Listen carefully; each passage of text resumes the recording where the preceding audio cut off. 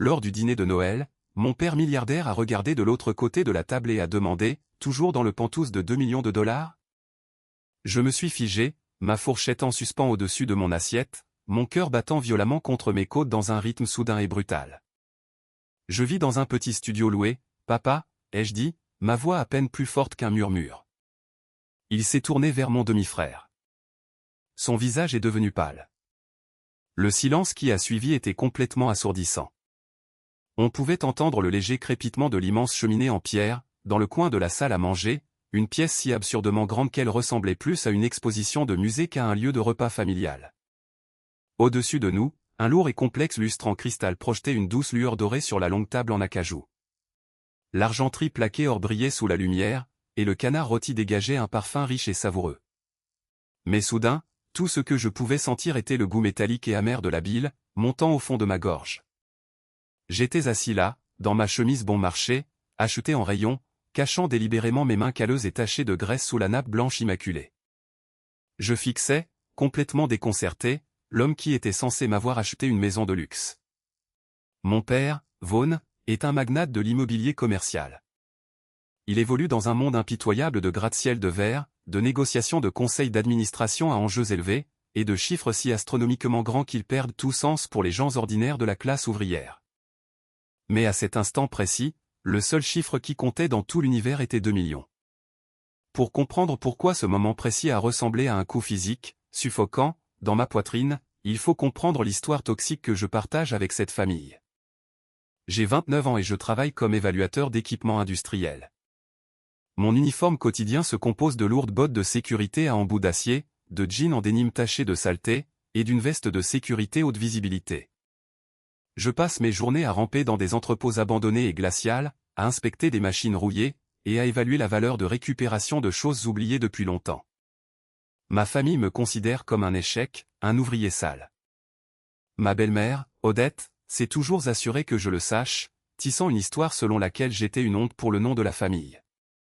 Lorsque j'avais exactement 21 ans, elle a convaincu mon père de me chasser de ce manoir. Je me souviens très clairement d'avoir franchi les grandes portes d'entrée avec exactement $50 en poche et les vêtements que je portais. Elle prétendait que j'avais volé un bracelet en diamant dans sa coiffeuse pour financer ce qu'elle appelait mon style de vie imprudent et incontrôlable. La vérité, c'est que mon demi-frère, Dorian, l'enfant prodige, avait mis en gage ce même bracelet pour rembourser une énorme dette de paris sportifs illégaux, qu'il avait accumulée pendant l'été. Mais Odette a magnifiquement brodé l'histoire. Elle a versé de vraies larmes. Elle a joué la victime traumatisée. Et mon père, complètement aveugle à sa manipulation, m'a dit de faire mes bagages et de ne plus jamais lui demander un sou. J'ai passé mon premier hiver loin de chez moi, dormant à l'arrière d'un pick-up déglingué, dans le vent glacial et brutal de Chicago. Je me souviens avoir tremblé si fort que mes dents craquaient, m'enveloppant dans des couvertures de déménagement et jurant à quelque dieu que ce soit qui m'écoutait que je ne dépendrais plus jamais de ces gens. J'ai construit un mur de glace pure autour de mon cœur, en ce qui concerne ma famille. Et pourtant, me voici 8 longues années plus tard, assis à leur table de fête, parce que mon père m'avait pratiquement supplié d'être là. Il m'avait appelé 3 fois, sa voix semblant plus âgée, plus douce, disant qu'il voulait que toute la famille soit réunie pour une fois. J'avais bêtement pensé que peut-être il voulait jeter un pont. Au lieu de cela, il a laissé tomber une bombe qui a brisé la fragile réalité factice dans laquelle nous étions tous assis. Ma fourchette a finalement glissé de mes doigts tremblants. Elle a heurté l'assiette en porcelaine fine, avec un tintement aigu et clair, qui a résonné comme un coup de feu dans la pièce silencieuse, faisant sursauter tout le monde. La main parfaitement manucurée d'Odette a spasmodé de manière incontrôlable, et elle a renversé son coûteux verre à vin en cristal. Le liquide rouge foncé s'est répandu sur le lin blanc, s'étalant rapidement comme du sang d'une plaie fraîche et profonde. Dorian, vêtu d'un costume de soie sur mesure, qui coûtait plus cher que tout mon camion, s'est raidi si violemment qu'il semblait avoir été électrocuté. Son expression naturellement suffisante et arrogante a complètement disparu, remplacée par un masque pâle et maladif, d'une terreur absolue. Un petit studio loué, a répété mon père, ses épais sourcils se fronçant en une profonde moue confuse. Il m'a regardé, m'a vraiment regardé, observant mes vêtements bon marché, les cernes sous mes yeux, et l'épuisement pur gravé sur mon visage. Puis son regard aigu s'est posé directement sur sa femme et son beau-fils. De quoi parle-t-il exactement? La fiducie familiale a transféré les fonds pour le Penthouse il y a 2 ans entiers. Papa, je ne sais rien d'un Penthouse, ai-je dit, ma voix se stabilisant enfin, bien qu'une immense vague de colère ardente montait rapidement dans ma poitrine. Je vis dans le même appartement de 300 pieds carrés, dans le sud de la ville, depuis 4 ans. Le toit fuit à chaque fois qu'il pleut. Dorian a dégluti incroyablement fort, sa pomme d'Adam montant et descendant. Il ressemblait exactement à un rat acculé. J'ai plongé profondément mon regard dans les yeux de mon père et j'ai vu le moment exact où son illusion d'une famille parfaite et heureuse s'est brisée en 1 million de morceaux irréparables. Il n'était plus seulement un père regardant ses enfants. Il était un homme d'affaires impitoyable, réalisant qu'il avait été joué. Mais ce qui s'est passé ensuite, personne d'entre nous n'y était préparé. La tension dans la salle à manger était si dense qu'on pouvait s'y étouffer. L'air était lourd, suffocant, comme si tout l'oxygène avait été instantanément aspiré de l'espace. Odette, réalisant la gravité catastrophique de la situation, est instantanément passée en mode de survie bien rodé. Elle a poussé un léger halètement tremblant, portant une main délicate à sa poitrine. C'était une leçon magistrale de manipulation émotionnelle. S'il y avait des prix pour la fausse panique, elle en aurait un rayon entier. Vaughn, chérie, s'il te plaît, ne sois pas fâché, a-t-elle roucoulé, sa voix dégoulinant de larmes fabriquées et d'une fausse cadence apaisante. Elle a tapoté soigneusement les coins de ses yeux, s'assurant de ne pas ruiner son maquillage coûteux. Nous allions tout te dire. C'était une décision familiale conjointe. Nous avons gardé l'argent sur un compte de dépôt sécurisé pour l'investir pour lui. Nous étions juste si incroyablement inquiets pour Arlon. Ma mâchoire s'est serrée si fort que mes dents me faisaient physiquement mal. Une décharge d'adrénaline pure a traversé mes veines. Inquiet pour moi. Oui, mon chéri, a-t-elle dit, se tournant vers moi avec un regard de fausse pitié, qui m'a fait frissonner de dégoût absolu. Tu étais si jeune quand l'argent a été libéré de la fiducie. Et tu mènes un style de vie si rude, si imprévisible. Tu travailles de tes mains dans la terre. Tu t'entoures de gens si rudes et incultes. Nous ne pensions pas qu'un Penthouse de plusieurs millions de dollars te conviendrait à ce stade de ta vie. Nous avions profondément peur que tu le vendes immédiatement et que tu gaspilles l'argent pour quelque chose de stupide. Nous essayions juste de protéger ton avenir financier. J'ai laissé échapper un rire âpre et amer. Le son était entièrement dénué d'humour, ricochant sèchement sur les murs de marbre, et faisant tressaillir Dorian. Protéger mon avenir en me le volant sous le nez? Je me suis penché en avant, claquant mes 2 paumes sur la table en bois massif. L'argenterie coûteuse a vibré bruyamment. Avez-vous la moindre idée de ce qu'a été ma vie, pendant que vous jouiez les gardiens bienveillants avec mon argent? J'ai dormi dans un camion glacial, par un temps sous zéro à Chicago, pendant que vous buviez du champagne. J'ai mangé des nouilles instantanées bon marché pendant 2 ans d'affilée, parce que je ne pouvais pas me permettre de vraies courses. J'ai fait des doubles quarts de travail à la gare de triage, soulevant de lourdes machines jusqu'à ce que mes mains saignent littéralement et que mon dos lâche, juste pour ne pas mourir de faim dans les rues. Et pendant tout ce temps, vous gardiez 2 millions de dollars, avec mon nom clairement écrit dessus. Dorian a enfin retrouvé sa voix, bien qu'elle se soit brisée piteusement, trahissant sa peur intense. Il a bombé le torse, essayant désespérément de sauver sa fierté brisée devant le milliardaire qui finançait toute son existence. Écoute, mon frère, tu dois te calmer, a dit Dorian, levant les mains défensivement, exhibant sa lourde montre en or. C'est juste une stratégie d'investissement temporaire dans un fonds spéculatif. Tu réagis de manière excessive. Je suis PDG d'une entreprise technologique. Je sais mieux gérer les capitaux importants qu'un mécanicien graisseux. J'allais toujours te rembourser avec des intérêts, quand le marché serait mature.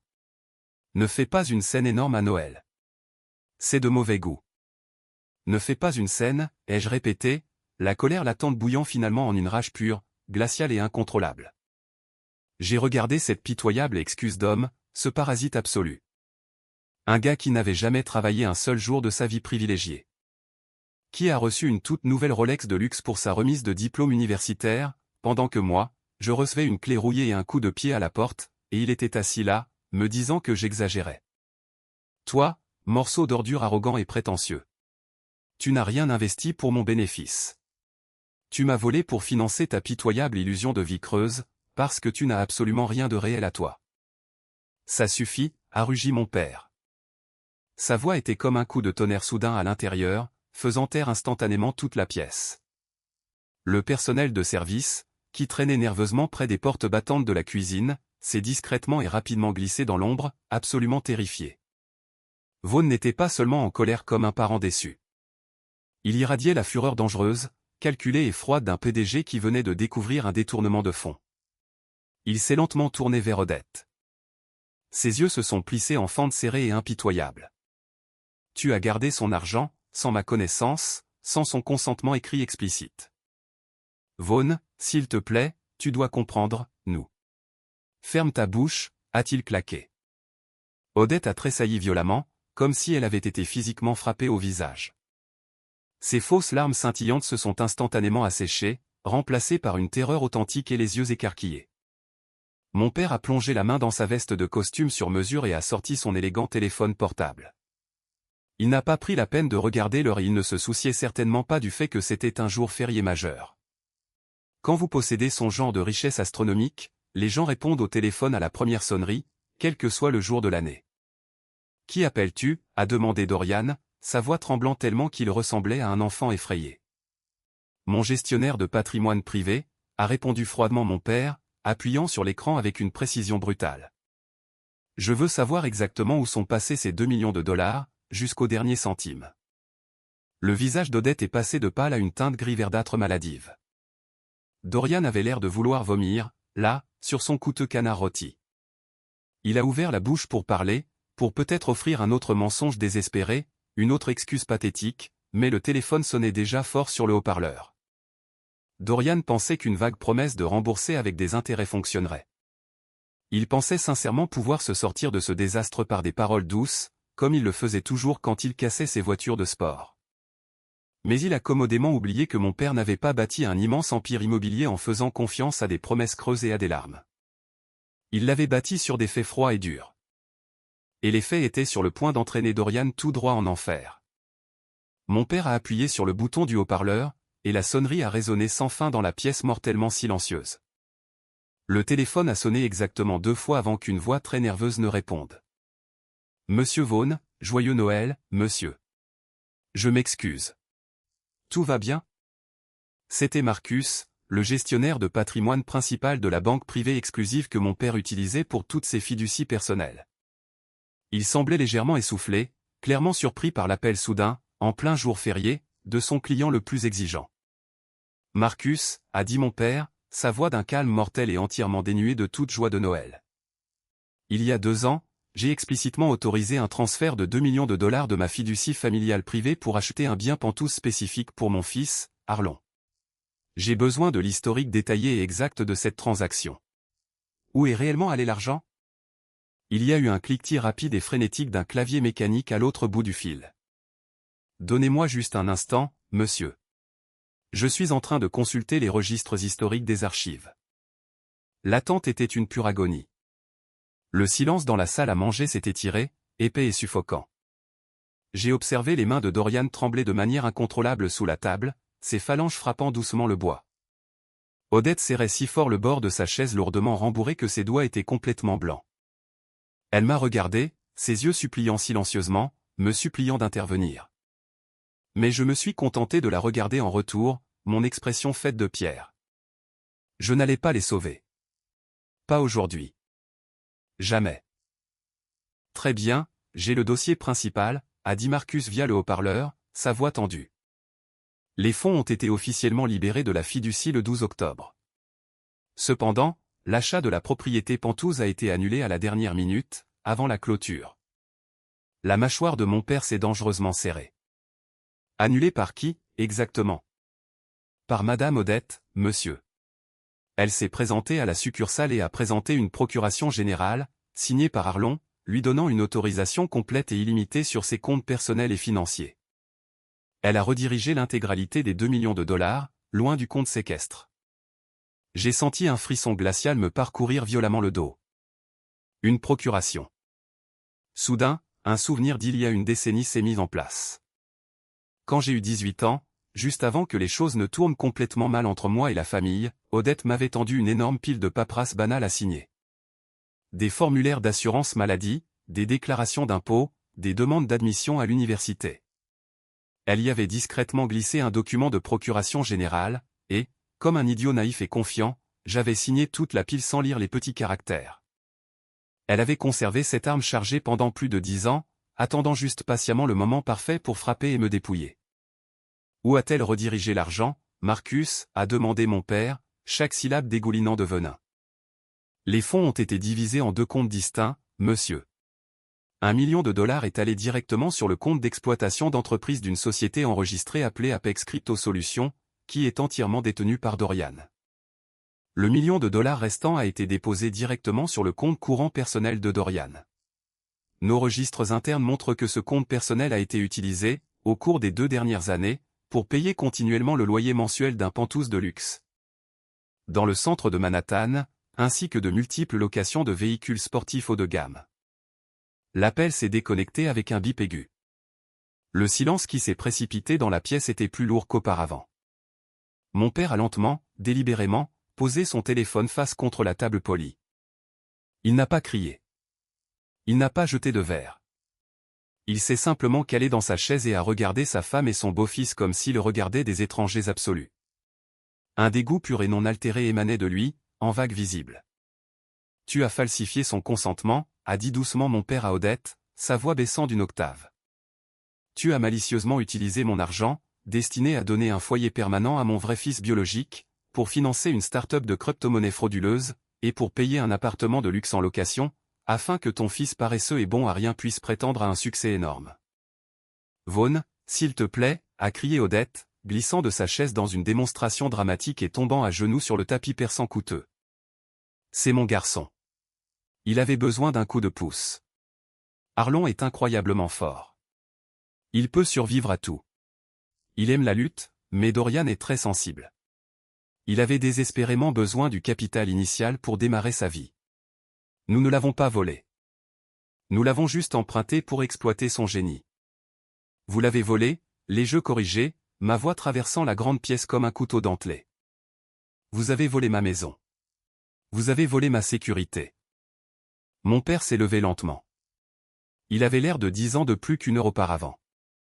Écoutez-moi très, très attentivement, a-t-il dit, pointant un doigt ferme vers Dorian, qui se recroquevillait activement dans son siège, essayant de devenir invisible.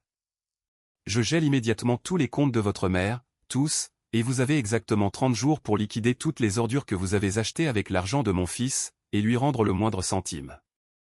S'il vous manque même un seul $, je veillerai personnellement à ce que vous soyez accusé de vol aggravé, et que vous passiez la prochaine décennie en prison fédérale.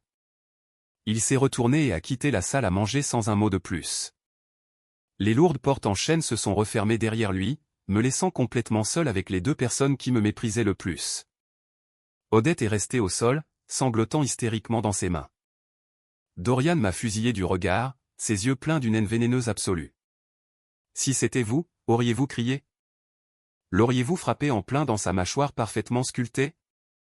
Je ne l'ai pas fait. Je me suis simplement levé calmement, j'ai plié ma serviette en lin, l'ai posée proprement sur la table, et je suis sorti dans la nuit de Noël glaciale, car j'avais un plan bien plus froid, bien plus destructeur. J'ai ramené mon vieux pick-up rouillé à mon petit studio loué, dans le quartier sale du sud de la ville. Le chauffage du camion était complètement en panne, soufflant de l'air hivernal glacial directement dans l'habitacle. Mais honnêtement, je m'en fichais. Le froid me gardait vif. Mon esprit filait à 1 million de kilomètres à l'heure, calculant, élaborant des stratégies, et planifiant ma prochaine action. J'ai finalement garé la voiture sur l'allée en asphalte fissuré, déverrouillé la fine porte en bois creuse de mon appartement, suis passé devant l'évier de la cuisine qui fuyait constamment, et j'ai jeté mes clés sur le comptoir en formica bon marché. L'endroit sentait distinctement le plâtre humide, le vieux marc de café, et le désespoir.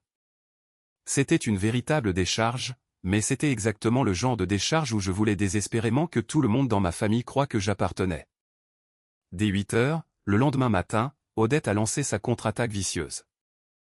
C'était un animal acculé, et les animaux acculés se battent toujours salement, utilisant toutes les armes qui leur restent. Mon smartphone bon marché a commencé à vibrer sans relâche sur la table de chevet. C'était ma tante Dola, la sœur cadette d'Odette et, sans équivoque, l'un de ses singes volants les plus loyaux et venimeux. Je l'ai laissé sonner 3 fois avant de répondre. Espèce de petit salaud ingrat et égoïste, a hurlé de là à travers le combiné, avant même que je puisse prononcer un seul salut. Sa voix était stridente et perçante. Comment oses-tu ruiner toutes les fêtes de Noël pour ta famille? Dorian est un entrepreneur brillant, sous une énorme quantité de stress, et tu essaies activement de détruire sa vie pour un simple malentendu financier. Tu es un monstre cruel et sans cœur. Tu appelles ton père à l'instant, et tu lui dis de laisser tomber toutes ces absurdités. Je n'ai pas dit un seul mot. J'ai simplement éloigné le téléphone de mon oreille, appuyé sur le bouton de fin d'appel, et bloqué son numéro de façon permanente. Mais l'appel téléphonique de Dolan n'était que le prélude de leur théâtre pathétique. À peine une heure plus tard, j'ai reçu un appel d'un entrepreneur en démolition locale, qui m'embauchait régulièrement pour évaluer des machines lourdes pour ses projets de déblaiement. Ce n'était pas un compte d'entreprise énorme, rapportant peut-être quelques milliers par mois, mais c'était mon revenu le plus visible et le plus constant sur le papier. Arlon, je suis incroyablement désolé, mon ami, a dit l'entrepreneur, sa voix semblant sincèrement tendue et mal à l'aise. Je dois annuler notre contrat indéfiniment. J'ai reçu un appel téléphonique sévère de promoteurs immobiliers de haut niveau, tôt ce matin. Ils m'ont clairement fait comprendre que si je continuais à utiliser tes services, je perdrais instantanément mes prochaines offres pour les nouvelles zones commerciales du centre-ville. Je ne peux pas risquer toute ma subsistance et mes emplois de croisière pour ça, mec. Je suis vraiment désolé. J'ai compris exactement ce qui se passait. Odette tirait activement les ficelles en coulisses. Elle exploitait impitoyablement ses relations de club de campagne, et l'immense ombre de mon père dans l'industrie, pour me mettre sur liste noire dans le secteur ouvrier local. Elle voulait désespérément couper mon maigre revenu visible. Elle voulait m'affamer financièrement, me forcer à toucher le fond, et me faire ramper jusqu'au manoir, à genoux, pour supplier mon père de pardonner à Dorian, juste pour que je puisse récupérer mon emploi de base. Peu après la fin de cet appel, mon téléphone a tinté avec un message texte direct. C'était de Dorian. Tu penses vraiment avoir gagné hier soir? Sale mécanicien sans éducation. Maman ne fait que commencer. Tu vas absolument tout perdre ce qu'il te reste. Appelle papa immédiatement. Retire la plainte.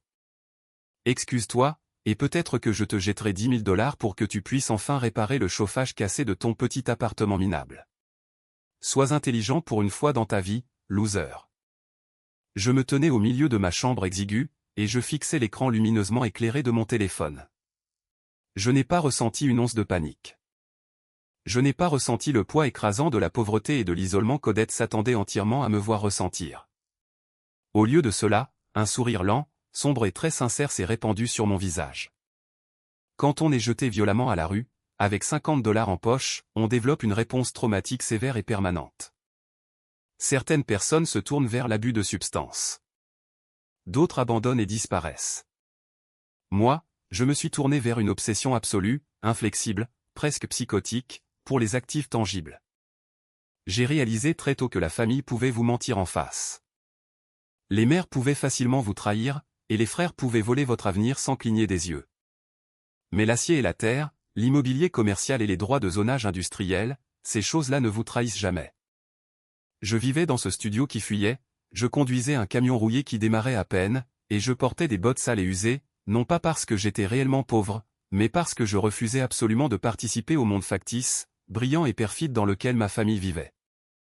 Je voulais être entièrement invisible. Je voulais qu'ils continuent à penser que j'étais un loser pathétique et en difficulté, afin qu'ils m'ignorent complètement pendant que je construisais tranquillement quelque chose qu'ils ne pourraient jamais toucher ou me prendre. J'ai jeté mon téléphone sur le lit défait, j'ai marché vers mon placard exigu, et j'ai poussé les lourdes vestes de travail tachées. Je me suis accroupi et j'ai soulevé une latte de plancher lâche et cachée. En dessous se trouvait un lourd coffre-fort ignifugé, à la pointe de la technologie. J'ai rapidement composé le code complexe, j'ai tiré la lourde porte pour l'ouvrir, et j'en ai sorti un ordinateur portable élégant et haut de gamme, qui coûtait bien plus que tout mon camion. Ils pensent vraiment que me prendre quelques milliers par mois me fait mourir de faim. Ils ne connaissent absolument pas mon vrai monde, car la dure vérité est que le mécanicien taché de graisse, qu'ils méprisaient tous agressivement, n'était qu'un fantôme, et le fantôme était sur le point de les hanter vicieusement. J'ai démarré le lourd ordinateur portable, l'écran lumineux et net illuminant les confins sombres et exigus de mon studio. J'ai rapidement contourné les protocoles de sécurité, et j'ai ouvert mes dossiers financiers profondément cryptés.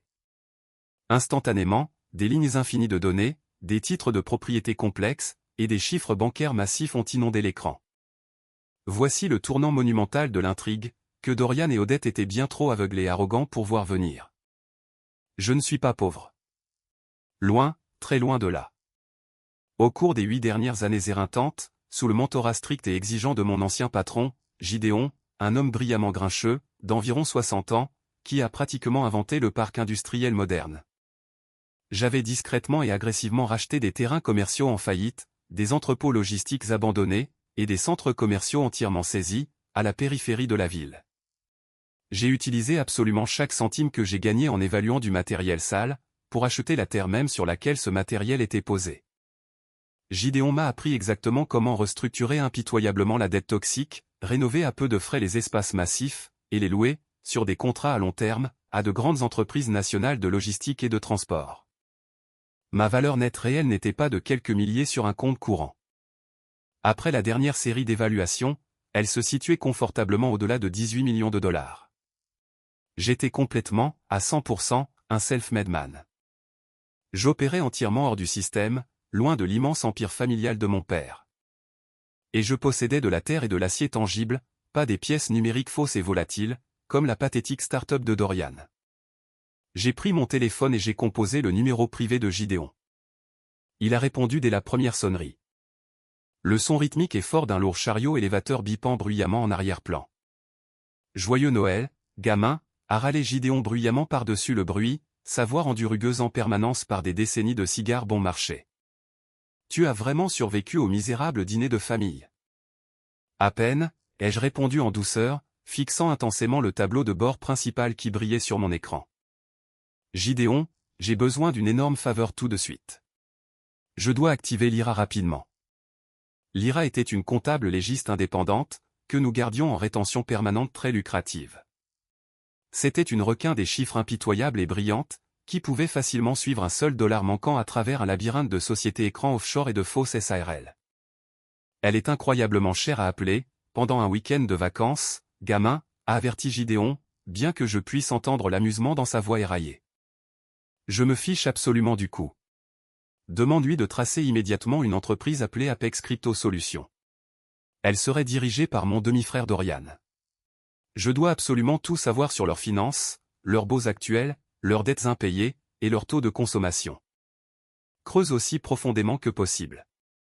Considère ça comme fait, a simplement dit Gideon, raccrochant sans un mot de plus.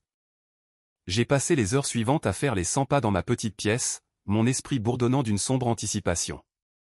À midi pile, un email crypté est apparu dans ma boîte de réception sécurisée, directement de l'IRA. C'était un dossier préliminaire, très détaillé, sur l'empire factice et en ruine de Dorian. J'ai cliqué pour ouvrir le fichier et j'ai commencé à lire le résumé. La start-up de crypto-monnaie de Dorian était exactement ce que j'avais soupçonné depuis le début, un gouffre financier absolu et indéniable. Il avait pris mon million de dollars et l'avait immédiatement gaspillé en campagne marketing tape à accent grave l'œil, en organisant des fêtes somptueuses et inutiles. Et en engageant des influenceurs coûteux pour promouvoir agressivement un jeton numérique qui n'avait absolument aucune utilité ou valeur sous-jacente. Mais la deuxième partie du long document est ce qui m'a fait arrêter de respirer pendant une seconde entière. C'était le contrat de bail commercial pour le grand siège social d'Apex Crypto Solutions. Dorian voulait désespérément avoir l'air d'un acteur majeur et légitime dans le secteur technologique. Il avait donc loué tout le dernier étage d'un immeuble de bureaux commerciaux de classe A, haut de gamme, en plein cœur du centre-ville. Un immeuble officiellement appelé Century Plaza. J'ai fixé le nom sur l'écran d'un air vide pendant un long moment. Un rire bruyant et authentique s'est finalement échappé de ma poitrine. C'était l'univers qui délivrait activement l'ultime, la parfaitement chronométrée, chute ironique. Il y a exactement 3 mois, Gideon et moi avions regroupé nos ressources liquides, utilisé un peu de dette, et exécuté une prise de contrôle impitoyable et hostile d'un portefeuille immobilier en difficulté et mal géré. Nous avions acheté 5 immenses bâtiments commerciaux dans le secteur du centre-ville, d'un seul coup. Et le joyau absolu de cette acquisition de plusieurs millions de dollars, le Century Plaza, j'ai rapidement consulté notre base de données interne de gestion immobilière et j'ai tapé le nom de la société de Dorian. C'était là, clair comme le jour. Apex Crypto Solutions.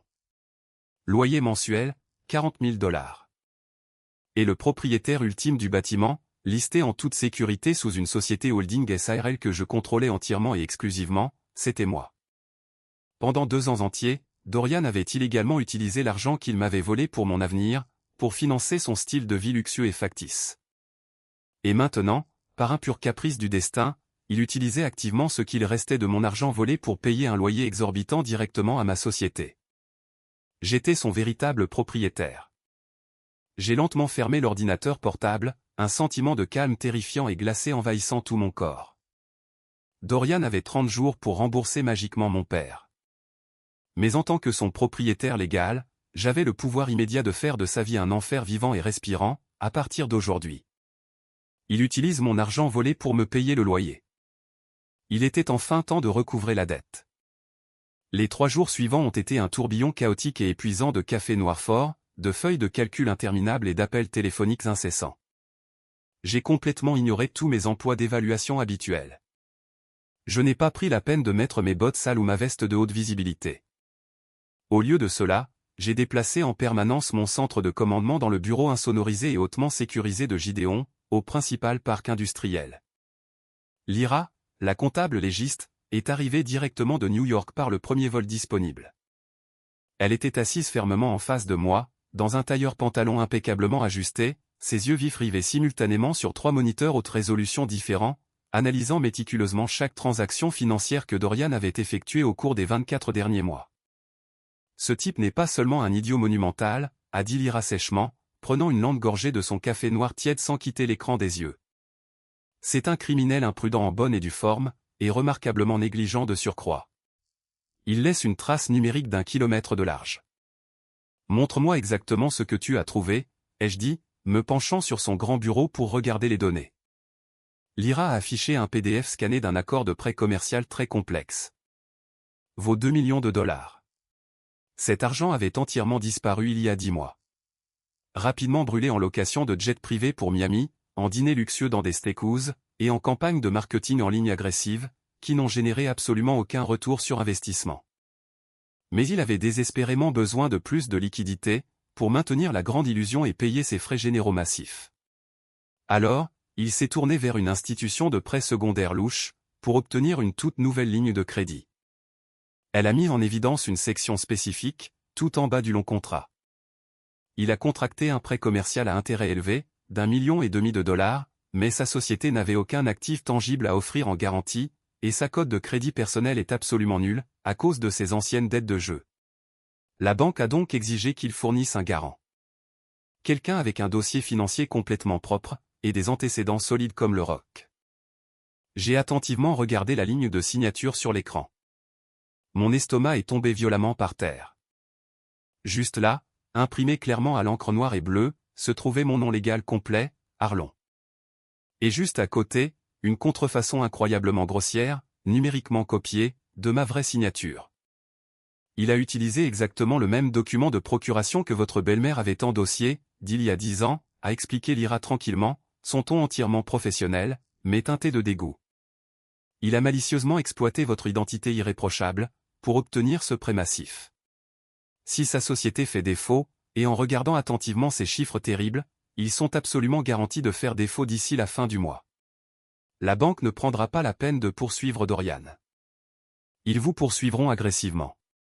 Ils saisiront légalement vos salaires, vos comptes bancaires personnels, et détruiront votre code de crédit de façon permanente. Je me suis reculé du bureau, mes mains se refermant naturellement en poings serrés, aux jointures blanches. Voler mon argent pour le logement était une chose. C'était de la cupidité. C'était de l'égoïsme. Mais ceci était une fraude d'identité flagrante. C'était un grave crime fédéral. Dorian avait volé les 2 millions initiaux. Et maintenant, il essayait activement de me charger d'une nouvelle dette d'1,5 million de dollars. Dommages totaux, 3,5 millions de dollars.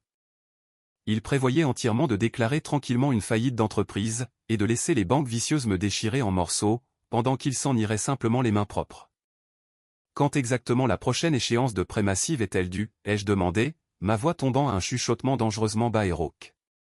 Ce vendredi, a dit Lyra, tapant sur l'écran. Et ce matin, il lui reste exactement 400 $ sur son compte d'exploitation principal. Donc, il va officiellement faire défaut vendredi. Pas nécessairement. Lyra a affiché un dépliant numérique aux couleurs vives de ses fichiers. Il était à pas accent grave-l'œil, orné de garnitures dorées et de lettres néon.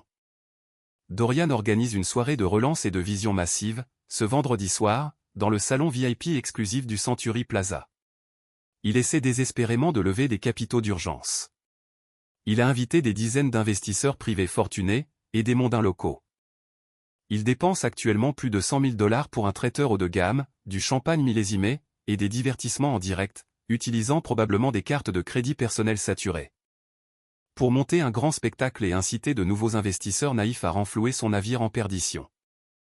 J'ai fixé intensément le dépliant numérique, une fête massive et somptueuse, de 100 000 $, se déroulant directement dans le hall de mon propre maudit immeuble.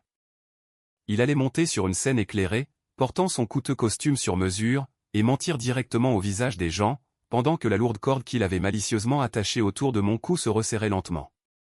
Lyra, ai-je dit, la regardant droit dans les yeux. Tout l'humour avait complètement disparu de mon corps. Imprime absolument tout. Mais l'équipe de gestion immobilière de Century Plaza sur la ligne sécurisée immédiatement. Je veux un accès complet et illimité au système de sécurité principal du bâtiment, vendredi soir. Je n'ai pas appelé mon père milliardaire. Je n'ai pas pris la peine d'appeler la police locale. Appeler la police aurait été bien trop discret, trop bureaucratique, et bien trop facile pour lui. Dorian voulait désespérément un spectacle public spectaculaire. J'allais lui donner un spectacle qu'il n'oublierait jamais, pour le reste de sa misérable vie. Salut les gars, si cette histoire vous tient en haleine, et que vous voulez voir Dorian obtenir ce qu'il mérite, prenez une seconde pour soutenir la chaîne. Appuyez sur ce bouton « J'aime », abonnez-vous, et laissez un commentaire, en me disant de quelle ville, État ou pays vous regardez aujourd'hui. Chaque interaction aide vraiment plus de gens à découvrir ces histoires folles. Maintenant, revenons au chaos absolu. Le vendredi approchait à grands pas. Dorian pensait sincèrement être un roi sur le point de sauver miraculeusement son royaume en ruine. Il ne réalisait pas que le roi était sur le point de rencontrer le bourreau. Le vendredi soir est enfin arrivé, et l'air de la ville était mordant, mais je ne le sentais pas. Je me tenais de l'autre côté de la rue, face au Century Plaza, fixant la massive structure de verre et d'acier que je possédais légalement. Le salon VIP du rez-de-chaussée était entièrement encastré dans des baies vitrées du sol au plafond. Et de l'extérieur, il ressemblait à un aquarium doré et lumineux, d'un excès absolu. Dorian s'était vraiment surpassé. La pièce était baignée d'un éclairage ambré coûteux, avec d'énormes arrangements floraux qui coûtaient probablement plus cher que mon premier camion. Des serveurs en smoking blanc impeccable naviguaient à travers la foule, portant des plateaux d'argent chargés de champagne millésimé et de ridicules amuse-gueules, couverts de feuilles d'or. J'ai observé les jeunes entrepreneurs technologiques locaux, les investisseurs privés naïfs, et les mondains fortunés se mêler, complètement inconscients qu'ils se tenaient à l'intérieur d'un navire géant en perdition. J'ai vu Odette et mon père Vaughn, debout près du centre de la pièce. Odette portait une superbe robe vert émeraude, serrant un verre de champagne, jouant le rôle de la mère fière et solidaire à la perfection absolue. Au cours des 8 dernières années, je n'avais délibérément porté rien d'autre que du dénime taché de graisse, de la flanelle épaisse, et des bottes de travail à embouts d'acier éraflés. Je portais ma pauvreté comme une épaisse armure, pour les tenir tous à distance. Mais ce soir, je n'avais plus besoin de me cacher. Ce soir, je devais partir en guerre. Je ne portais pas mes bottes de travail. Plus tôt dans l'après-midi, j'avais rendu visite à mon tailleur privé. Je portais actuellement un costume sur mesure, gris anthracite foncé, coupé dans de la laine italienne. Il était parfaitement ajusté à mes épaules, net, impitoyable, et incroyablement cher. Mes cheveux étaient soigneusement coiffés, et mes mains calleuses et rugueuses étaient la seule preuve restante de l'homme qu'il pensait que j'étais. J'ai ajusté ma cravate de soie, j'ai pris une profonde inspiration de l'air hivernal glacial, et j'ai traversé la rue, vers les grandes portes de verre de mon immeuble. Quand je suis entré dans le hall, les lourdes portes de verre se sont refermées derrière moi. Le changement immédiat d'atmosphère était presque comique. Quelques personnes près de l'entrée se sont tournées pour regarder, s'attendant à un autre riche investisseur technologique. Leurs yeux m'ont brièvement survolé, mais ensuite Odette m'a vu. Elle se tenait près de la sculpture en forme d'œil, et au moment où ses yeux ont rencontré les miens, son sourire complètement faux et éclatant a instantanément fondu de son visage. Elle a cligné rapidement des yeux, son regard balayant de haut en bas mon costume sur mesure, essayant de comprendre ce qu'elle regardait. Je ne ressemblais pas à l'échec ouvrier sale qu'elle avait passé une décennie à railler. Je ressemblais à un homme qui pouvait acheter et vendre toute son existence. Odette a immédiatement posé son verre de champagne sur un plateau de passage et a marché droit vers moi, ses talons claquant agressivement sur le sol de marbre poli. Elle m'a attrapé le bras, ses ongles manucurés s'enfonçant dans la laine coûteuse de ma manche, et m'a tiré dans un coin plus calme près du vestiaire. « Qu'est-ce que tu fais ici, bon sang » a-t-elle sifflé, sa voix tombant à un murmure vicieux et venimeux. Ses yeux s'agitaient frénétiquement, terrifiés que quelqu'un d'important puisse la voir me parler. « Et où as-tu eu ce costume ? Tu l'as loué ? Tu vas complètement embarrasser cette famille. Tu n'as pas ta place ici, Arlon. C'est un événement corporatif de haut niveau pour les investisseurs de Dorian, pas une soupe populaire. » J'ai baissé les yeux vers sa main, agrippant mon bras, et puis j'ai regardé directement dans ses yeux paniqués et haineux. Je ne me suis pas retiré. J'ai juste souri, un sourire froid et vide qui l'a visiblement déstabilisé. Je vous assure, Odette, je suis exactement là où je dois être, ai-je dit, ma voix douce et dangereusement calme. Et je n'ai pas loué le costume. Je l'ai acheté, tout comme j'ai acheté d'autres choses récemment. Elle a ricané, roulant des yeux avec un dégoût total. Oh, s'il te plaît. As-tu mis tes outils rouillés en gage pour te déguiser le temps d'une nuit ? Tu dois partir tout de suite, avant que ton père ne te voie et ne fasse une scène. Mon père va voir beaucoup de choses ce soir, ai-je répondu en douceur. Avant qu'elle ne puisse me cracher une autre insulte, le son fort et retentissant d'un microphone frappé a résonné dans l'immense pièce. La musique lounge entraînante s'est estompée, et la foule a tourné son attention vers la scène éclairée, au fond de la pièce. Il était là, Dorian. Il portait un costume bleu marine impeccable, ses cheveux lissés en arrière, affichant un sourire aveuglant et parfait à la foule d'investisseurs qu'il essayait activement de frauder. À côté de lui se tenait sa petite amie, Sable, dégoulinante de bijoux en diamant, qui avait sans doute été payée avec l'argent qu'il avait volé à mon avenir. « Mesdames et messieurs, chers investisseurs et amis », a dit Dorian dans le microphone, sa voix dégoulinante de faux charisme et de confiance imméritée. Bienvenue dans l'avenir d'Apex Crypto Solutions. Ce soir, nous ne faisons pas que lever des capitaux. Nous bâtissons un héritage. La foule a éclaté en applaudissements polis et riches. Odette m'a tourné le dos pour applaudir son enfant prodige, rayonnante d'une fierté totalement déplacée. Je n'ai pas applaudi. J'ai juste levé légèrement ma main droite en l'air, et j'ai fait un discret signe de 2 doigts vers l'entrée arrière de la pièce. Car, tandis que Dorian pensait contrôler la scène, mon bourreau venait d'arriver. Au moment où j'ai donné le signal, les lourdes doubles portes à l'arrière du salon VIP se sont ouvertes avec un bruit sourd et autoritaire, laissant passer 4 hommes costauds, en costume noir impeccable. L'équipe de sécurité privée d'élite, que j'avais engagée pour toutes mes propriétés commerciales, a marché dans la pièce en parfaite synchronisation. Au milieu de marchait Lyra. Elle portait un blazer rouge sang, tenant fermement un épais et lourd classeur en cuir contre sa poitrine. Elle ressemblait à une assassin hautement qualifiée, mais son arme de choix était la comptabilité légale. La foule d'investisseurs fortunés s'est séparée nerveusement, alors que Lyra et l'équipe de sécurité descendaient l'allée centrale, marchant directement vers la scène où se tenait Dorian. Le sourire charismatique de Dorian s'est figé, se tordant lentement en un regard de pure confusion paniquée. Il a serré le pied du microphone, ses phalanges devenant blanches. « Excusez-moi » a balbutié Dorian dans le micro, essayant de maintenir sa façade confiante. « C'est un événement privé, à huis clos. Qui vous a laissé entrer ici ? Sécurité, veuillez escorter ces personnes hors de mon lieu, immédiatement. » Lyra n'a même pas scié. Elle a monté les quelques marches menant à la scène, ignorant complètement ses demandes pathétiques. L'un de mes gardes de sécurité a tranquillement tendu la main et a débranché le câble audio principal de l'amplificateur de Dorian. Le microphone a émis un larcène fort et douloureux avant de mourir complètement. Toute la pièce a plongé dans un silence mortel et inconfortable.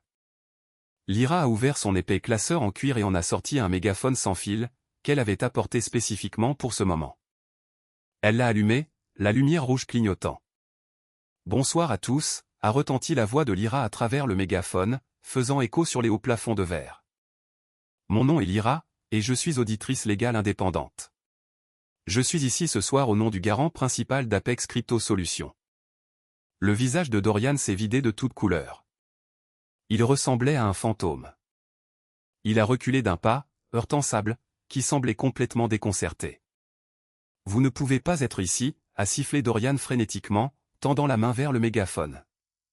L'un de mes gardes de sécurité s'est simplement interposé entre eux, croisant ses bras massifs. Dorian a instantanément reculé. Lyra a tourné son attention vers la foule d'investisseurs confus et chuchotants.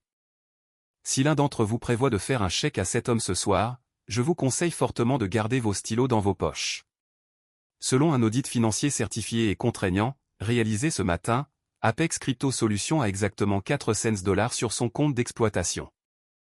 L'entreprise est complètement insolvable. De forts halètements ont résonné dans la pièce. Les gens ont commencé à murmurer, échangeant des regards choqués et en colère. Odette a poussé un cri aigu depuis l'arrière de la pièce. Mon père, Vaughn, s'est avancé à travers la foule, ses yeux écarquillés, fixant la scène avec un incroyable désarroi. De plus, a continué Lyra, sa voix fendant le bruit croissant comme une lame de rasoir. Les 2 millions de dollars initiaux utilisés pour lancer cette entreprise ont été volés.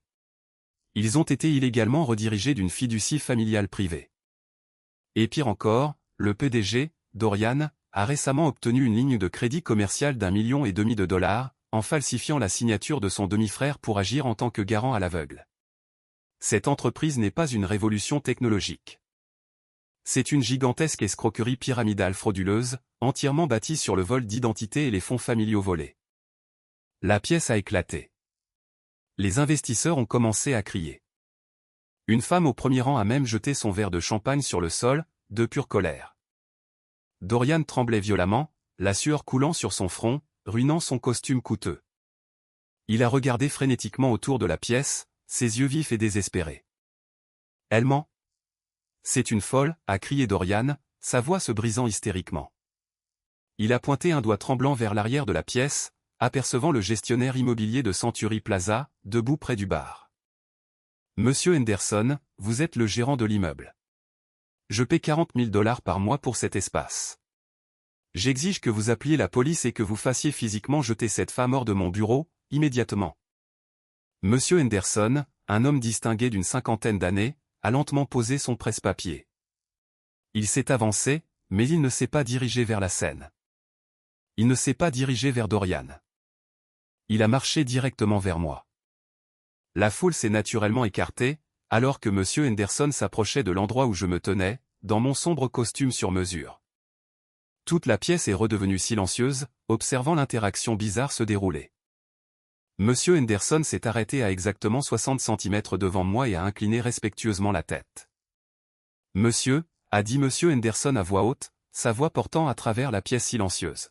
« Voulez-vous que nous déclenchions un confinement complet du bâtiment, et que nous scellions les lieux, comme vous l'avez demandé ?» J'ai levé les yeux vers Dorian, qui me regardait depuis la scène, la bouche grande ouverte d'une horreur absolue et non dissimulée. « Oui, Henderson, ai-je dit, ma voix portant clairement. Scellez les portes. Personne ne part avec des biens d'entreprise. » Dorian s'est agrippé les cheveux, perdant complètement la tête. « Pourquoi lui demandez-vous à lui ?» a hurlé Dorian au gérant. « C'est un mécanicien. C'est un moins que rien. C'est moi le locataire ici. » Monsieur Henderson a regardé Dorian avec une pitié absolue et non filtrée. « Vous êtes le locataire, monsieur ?» a dit calmement Monsieur Henderson. « Mais vous parlez actuellement au propriétaire de Century Plaza.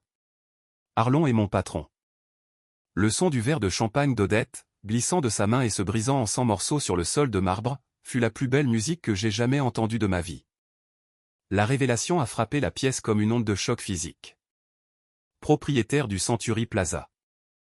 Les mots sont restés suspendus dans l'air, lourds et irréfutables. J'ai observé la réalisation se répandre lentement sur les visages des gens qui avaient passé la dernière décennie à me traiter comme un chien errant. Odette chancelait physiquement, ses mains couvrant sa bouche, ses yeux passant de mon costume sur mesure au gestionnaire immobilier, qui se tenait soucieusement à mes côtés. Mon père, Vaughn, semblait avoir été frappé par la foudre. Sa mâchoire était si serrée qu'un muscle tressaillait violemment dans sa joue. Il m'a regardé, m'a vraiment regardé, et pour la première fois de sa vie entière, il n'a pas vu une déception. Il a vu une image miroir de sa propre ambition impitoyable le fixer en retour. Sur scène, tout le monde pathétique de Dorian s'effondrait activement en temps réel. Les investisseurs qui buvaient son champagne coûteux, il y a à peine 5 minutes, sortaient maintenant furieusement leur téléphone, appelant leurs avocats, et exigeant le remboursement de leurs investissements initiaux. Sable, la petite amie qui avait passé les 2 dernières années à exhiber ses colliers de diamants et ses sacs de créateurs sur les réseaux sociaux, a finalement fait le lien. Elle a réalisé que l'argent avait complètement disparu, que l'entreprise était une fraude, et que son style de vie somptueux était officiellement mort. Elle s'est tournée vers Dorian, son visage se tordant en un masque de rage pure et laide. « Espèce de tas de déchets menteurs et fauchés », a hurlé Sable directement à son visage. Elle a porté les mains à son cou, a détaché le lourd collier de diamants scintillants, que Dorian lui avait acheté avec mon argent volé, et l'a violemment jeté sur sa poitrine. Il a rebondi sur son revers coûteux et a claqué sur la scène en bois. « Amuse-toi bien en prison fédérale, espèce de loser absolu. » Elle a quitté la scène en trombe, se frayant rudement un chemin à travers la foule d'investisseurs en colère, et a disparu par les portes d'entrée. Dorian n'a même pas essayé de l'arrêter. Il est simplement tombé à genoux sur la scène, ramassant le collier abandonné, avec des mains tremblantes, sanglotant ouvertement devant 100 personnes. J'ai lentement descendu l'allée centrale, mes chaussures en cuir claquant sèchement sur le sol. Les investisseurs en colère se sont naturellement écartés, me laissant un large passage. Ils reconnaissaient le pouvoir quand ils le voyaient. Je me suis arrêté juste au bord de la scène, regardant mon demi-frère, qui pleurait actuellement comme un enfant sur le sol de mon immeuble. « Dorian », ai-je dit, ma voix complètement dépourvue de toute sympathie ou chaleur. Il a lentement levé les yeux vers moi, ses yeux injectés de sang, son visage taché de larmes et de sueur. « Arlon, s'il te plaît », a-t-il étouffé, levant les mains dans un geste de supplication pathétique. « Je suis désolé. Je suis tellement désolé. S'il te plaît, donne-moi juste un peu plus de temps. Je peux arranger ça. Je peux faire pivoter l'entreprise. Ne préviens pas la police. Tu n'as plus d'entreprise, ai-je dit catégoriquement. Et tu n'as certainement plus de temps. En tant que seul propriétaire légal de cette propriété commerciale, et en raison de votre violation flagrante des clauses de moralité financière de votre contrat, je mets officiellement fin au bail d'Apex Crypto Solutions, avec effet immédiat. Dorian a halté, ses mains retombant sur ses côtés. Tu ne peux pas faire ça. Tous mes serveurs sont ici. Mon équipement.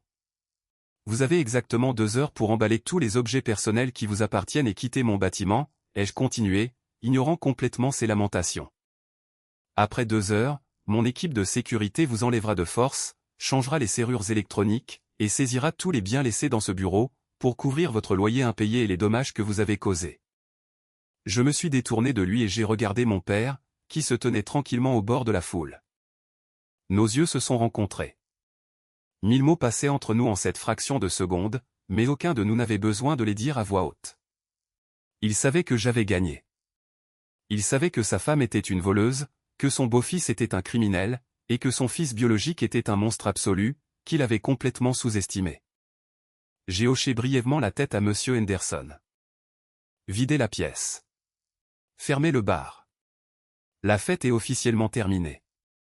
Alors que mon équipe de sécurité commençait à chasser agressivement les investisseurs qui se plaignaient et le personnel de restauration du salon VIP, je suis sorti par les portes d'entrée, dans la nuit d'hiver glaciale. Je n'ai pas regardé Odette. Je n'ai pas regardé Dorian. L'air froid m'a frappé le visage, mais je me sentais incroyablement, merveilleusement chaud. L'empire factice était parti en fumée, et c'était moi qui tenais l'allumette. Je veux juste prendre une seconde pour remercier profondément tous ceux qui sont restés patiemment et ont écouté ce voyage fou.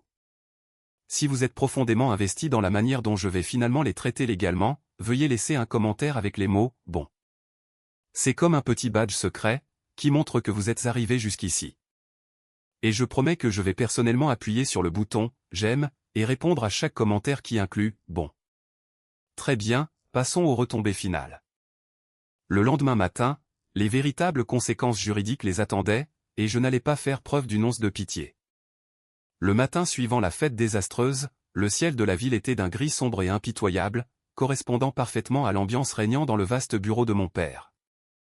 Son bureau était situé au 60e étage de son immeuble phare, une pièce immense remplie d'acajou foncé, de fauteuils en cuir, et de baies vitrées donnant sur la ville animée en contrebas. C'était une pièce conçue spécifiquement pour intimider les gens, et ce jour-là, elle remplissait parfaitement son rôle. J'étais assis nonchalamment sur le bord d'un profond canapé en cuir, buvant une tasse de café noir fort, observant l'épave absolue de ma belle famille. Odette et Dorian étaient assis en face du gigantesque bureau de mon père. Il semblait complètement détruit. Odette ne portait aucun de ses maquillages lourds et coûteux habituels. Ses cheveux, normalement coiffés en un casque rigide parfait, étaient plats et sans vie. Elle paraissait son âge, peut-être même une décennie de plus. Elle était recroquevillée dans sa chaise, tordant nerveusement un mouchoir dans ses mains, jusqu'à ce qu'il se déchire en lambeaux. Dorian avait l'air bien pire. Il avait une forte gueule de bois, ses yeux incroyablement injectés de sang, et gonflés d'avoir pleuré toute la nuit. Il portait exactement le même costume que celui qu'il avait mis à la fête, mais maintenant il était froissé, sentant légèrement la sueur rance et la panique bon marché. Il fixait le sol d'un air vide, laissant échapper de temps en temps un reniflement silencieux et pathétique. Mon père était assis derrière son bureau comme un bourreau, attendant de faire tomber la lame. Il avait une épaisse pile de documents juridiques, posés soigneusement devant lui, l'audit médico-légal complet que l'IRA avait préparé, ainsi que les documents de prêt falsifiés. Fraude à l'identité, a dit Vaughn, sa voix grave coupant le silence pesant de la pièce. Il ne criait plus. Il parlait avec la précision terrifiante et froide d'un homme qui excisait une tumeur. Fraude bancaire, détournement de fonds, vol qualifié. Mon équipe juridique d'entreprise a examiné ces documents à 6 heures ce matin. Ils ont unanimement convenu que si Arlon porte ces dossiers devant le procureur fédéral, vous, Dorian, purgeriez un minimum de 10 ans dans un pénitencier fédéral. Et Odette, en tant que principale facilitatrice de la procuration falsifiée, vous purgeriez probablement 5 ans. Odette a laissé échapper un sanglot étranglé et désespéré. Elle s'est jetée de sa chaise, tombant littéralement à genoux sur le tapis moelleux. Elle a rampé vers moi, ses mains tendues désespérément pour saisir le tissu de mon pantalon de costume coûteux. « Arlon, s'il te plaît » a-t-elle gémi, les larmes coulant sur son visage, ruinant le peu de dignité qui lui restait. « S'il te plaît, je vous en supplie. Nous sommes une famille. Je t'ai pratiquement élevé. Tu ne peux pas nous envoyer en prison. Tu es si riche maintenant. Tu as tes propres bâtiments. Tu as tout ce que tu pourrais jamais désirer. Tu n'as pas besoin de cet argent. S'il te plaît, aie pitié de ton frère. » J'ai baissé les yeux vers ses mains, agrippant mon pantalon. Je n'ai pas ressenti une seule goutte de pitié. Je n'ai absolument rien ressenti. J'ai lentement baissé les mains, saisi ses poignets, et décollé avec force ses mains de mes vêtements. Je me suis levé et j'ai fait un pas délibéré en arrière, la regardant de haut. « Ne me touche plus jamais, » ai-je dit, ma voix complètement morte et creuse. « Et ne vous appelez plus jamais ma famille. La famille ne falsifie pas de signature. La famille ne jette pas un jeune de 21 ans dans l'hiver glacial de Chicago, avec $50, et n'en rit pas.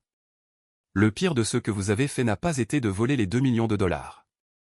Le pire, c'est que vous vouliez activement que je vive toute ma vie dans la douleur et l'humiliation, pour que vous puissiez vous sentir supérieur. Vous ne vouliez pas seulement mon argent, vous vouliez ma misère. » Odette s'est effondrée sur le sol, enfouissant son visage dans ses mains, sanglotant si fort que ses épaules tremblaient violemment. Dorian n'a même pas levé les yeux pour aider sa mère. Il a juste continué à fixer le tapis, complètement brisé. Vaughn s'est éclairci la gorge, ramenant l'attention vers le gigantesque bureau. « J'ai déjà contacté la banque principale » a dit froidement mon père. « J'ai officiellement gelé tous vos comptes partagés, Odette. J'ai annulé chaque carte de crédit à votre nom. Et Dorian, depuis 8 heures ce matin, mes avocats ont entièrement retiré votre nom de mon dernier testament. Vous ne recevrez pas un seul centime de ma succession à ma mort. » Dorian a fermé les yeux, une nouvelle vague de larmes s'échappant, mais il est resté complètement silencieux. Mon père s'est penché en arrière dans son lourd fauteuil en cuir et m'a regardé. Son expression était un mélange complexe de profonde tristesse, de regret accablant, et d'un respect indéniable, quoique réticent. « C'est votre argent qu'ils ont volé, Arlon, » a dit Vaughn doucement, me cédant la parole. « Et c'est votre identité irréprochable qu'ils ont malicieusement falsifiée. Je ne les protégerai pas de vous. Je n'interviendrai pas. Que voulez-vous faire d'eux exactement ? » Je me suis approché du bureau de mon père, J'ai pris le gros dossier marron que j'avais apporté avec moi, et je l'ai jeté sur la surface en verre, juste devant Dorian. Le bruit sourd l'a fait tressaillir. Je ne vais pas appeler la police, ai-je dit. Odette a poussé un immense soupir de soulagement, mais j'ai immédiatement levé la main pour l'arrêter. Mais je vais prendre tout le reste. L'air dans la pièce est redevenu instantanément tendu. Dorian a lentement levé la tête, ses yeux rouges et gonflés fixant le gros dossier marron posé sur le bureau devant lui. Il a tendu une main violemment tremblante et a ouvert la lourde couverture. « Qu'est-ce que c'est » a chuchoté Dorian, sa voix se brisant alors qu'il fixait le jargon juridique dense imprimé sur le papier blanc net. « C'est un contrat très contraignant et irrévocable, rédigé par mon équipe juridique personnelle hier soir, ai-je expliqué, m'appuyant nonchalamment contre le bureau de mon père, croisant les bras sur ma poitrine. Je vous donne un choix très simple, Dorian. Option A, je prends mon téléphone portable tout de suite, j'appelle les autorités fédérales, je remets l'audit légal, et vous passez les meilleures années de votre misérable vie à pourrir dans une cellule de béton. Pour vol d'identité et fraude électronique. C'est une garantie. Dorian a dégluti difficilement, visiblement terrifié. Et l'option B? L'option B, ai-je continué en douceur, pointant un doigt vers le document, vous évitez la prison. Je paierai personnellement le prêt d'1,5 million de dollars que vous avez frauduleusement contracté en mon nom, afin qu'il ne détruise pas ma cote de crédit impeccable. Mais en échange, vous allez signer ce document. Ce document transfère légalement votre participation minoritaire entière de 15% dans l'immense empire corporatif familial de Vaughn, directement à mon nom, avec effet immédiat. La pièce est devenue complètement silencieuse. Même mon père, Vaughn, a semblé légèrement surpris par la pure impitoyabilité non altérée de cette demande. Il y a des années, lorsque Vaughn avait épousé Odette, il avait légalement adopté Dorian. Comme un geste mal avisé de bonne foi et d'unité familiale, Vaughn avait offert à Dorian une participation minoritaire très lucrative de 15%, dans la principale société holding familiale. C'était un filet de sécurité massif qui garantissait à Dorian des millions de dollars de dividendes annuels pour le reste de sa vie, qu'il travaille ou non. C'était le cœur absolu de sa richesse imméritée et de son identité arrogante. « Tu veux mes parts » a halté Dorian, me regardant comme si je venais de lui demander de couper son propre bras droit. « Mais ça vaut des dizaines de millions de dollars. C'est tout ce qu'il me reste. C'est tout mon avenir. Tu ne semblais pas te soucier de mon avenir, quand tu as volé mon argent pour le logement, pour acheter du champagne bon marché et louer des voitures de sport, ai-je riposté, ma voix se transformant en glace absolue. Tu as volé 3,5 millions de dollars de mes liquidités et de mon crédit réel. Les actions sont le collatéral. Tu me les cèdes maintenant, de façon permanente, ou je passe le coup de fil et tu vas en prison. Il n'y a absolument aucune négociation ici. Choisis. Dorian a regardé frénétiquement sa mère, la suppliant silencieusement de l'aide. Mais Odette était complètement impuissante. Elle n'avait plus d'argent, plus de levier, et plus de voix dans cette pièce. Puis Dorian a regardé désespérément mon père. « Papa, s'il te plaît » a supplié Dorian, sa voix se brisant. « Dis-lui qu'il ne peut pas faire ça. Il prend tout. » Vaughn a fixé froidement son beau-fils, complètement insensible aux larmes. « Ne m'appelle pas papa » a dit Vaughn, sa voix d'un calme terrifiant. « Tu as volé mon propre sang. Tu as falsifié sa signature. Tu as une chance incroyable qu'il te donne une option pour rester hors d'une cage fédérale.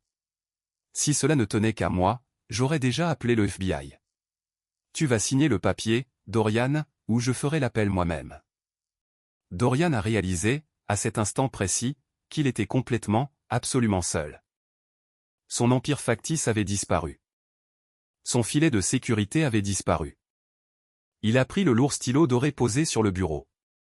Sa main tremblait si violemment qu'il pouvait à peine saisir le métal. Il s'est penché sur le document, des larmes coulant librement de son visage sur le papier net, et lentement, douloureusement, il a signé son nom sur les lignes pointillées, transférant légalement toute sa fortune au mécanicien qu'il avait passé une décennie à railler. J'ai retiré le contrat signé de sous sa main et j'ai refermé le dossier avec un claquement sec et satisfaisant. « Quant à vous, » ai-je dit, tournant mon attention vers Odette, qui était toujours agenouillée pathétiquement sur le sol. « Vous déménagez officiellement du manoir familial aujourd'hui. Mon père a accepté de vous louer un petit appartement modeste, avec une chambre, à l'extrême périphérie de la ville. Il paiera votre loyer de base, et vous donnera une allocation stricte pour l'épicerie, jusqu'à ce que vous trouviez un emploi et que vous remboursiez les 2 millions de dollars originaux que vous avez volés. Vous n'aurez pas accès à un chauffeur, à un chef, ou à du personnel de nettoyage. Bienvenue dans la vraie classe ouvrière. Odette a fermé les yeux et a pleuré silencieusement, complètement brisée. J'ai ramassé mon dossier, boutonné la veste de mon costume sur mesure, et j'ai marché vers les lourdes portes du bureau. J'avais repris tout ce qu'il m'avait volé, puis j'avais pris le fondement même sur lequel il se tenait. L'ironie était absolument magnifique. Les chèques ouvriers sales qu'ils avaient agressivement chassés étaient maintenant le deuxième plus grand actionnaire de tout leur empire. Je n'ai pas dit au revoir. J'ai simplement ouvert la porte et suis sorti dans le couloir, laissant derrière moi, pour toujours, les cendres de leur arrogance pathétique. Exactement une année entière s'est écoulée depuis ce matin froid et satisfaisant, dans le bureau de mon père. La poussière est enfin retombée, et ma vie a radicalement, magnifiquement changé. Je me tiens actuellement sur le balcon immense et panoramique d'un penthouse de luxe de 5 millions de dollars, situé en plein centre-ville de Manhattan. La vue est incroyablement à couper le souffle, dominant le quadrillage infini de la ligne d'horizon de la ville. Je n'ai pas utilisé l'argent d'une fiducie pour acheter cet endroit. Je n'ai demandé de prêt à personne. Je l'ai acheté entièrement en espèces, en utilisant les énormes dividendes que j'ai gagnés grâce à la participation corporative de 15% que j'ai agressivement arrachée à Dorian. Mais malgré une vie de luxe absolue et indéniable, certaines choses en moi ne changeront jamais. Je me lève toujours exactement à 5 heures, chaque matin. Je mets toujours une paire de lourds jeans en dénime délavé, et je lasse toujours mes bottes de travail à embout d'acier usé.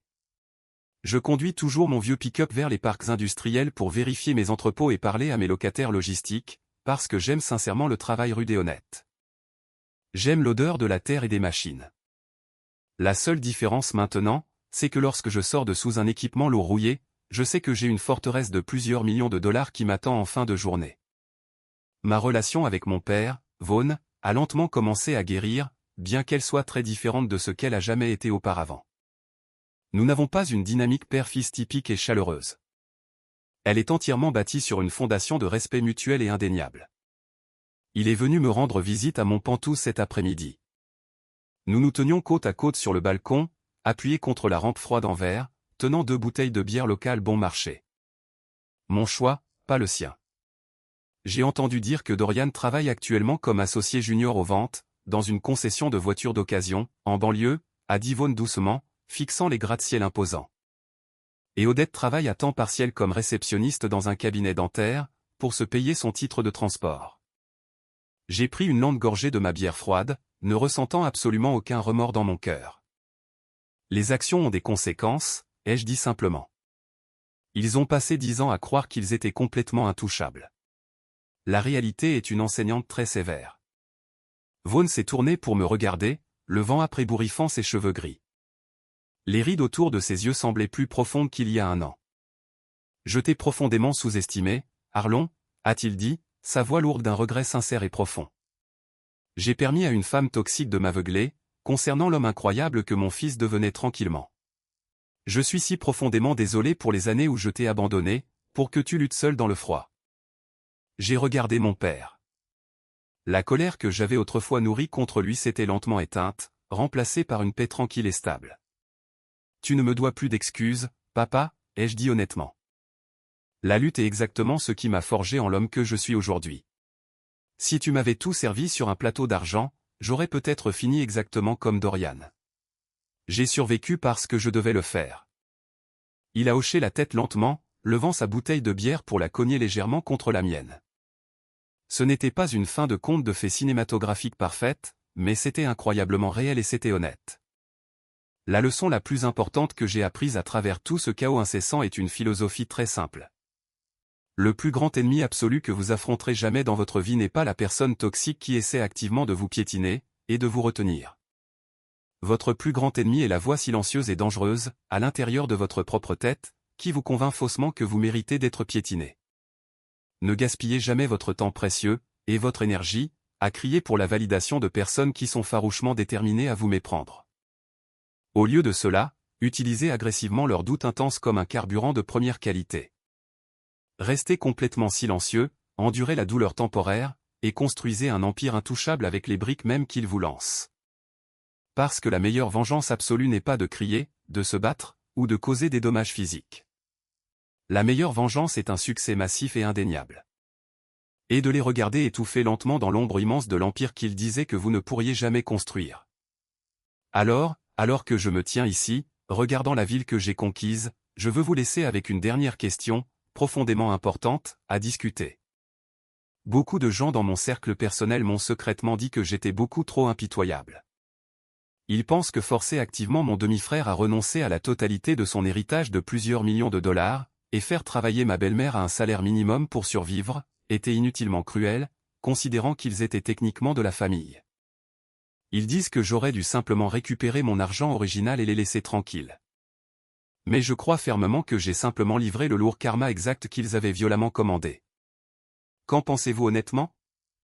Étais-je complètement justifié de leur arracher tout leur avenir pour assurer le mien? Ou suis-je allé trop loin dans ma vengeance? Veuillez descendre dans les commentaires dès maintenant, et partager vos réflexions personnelles, ou toute expérience familiale toxique similaire que vous avez traversée. Je lis chacun d'eux.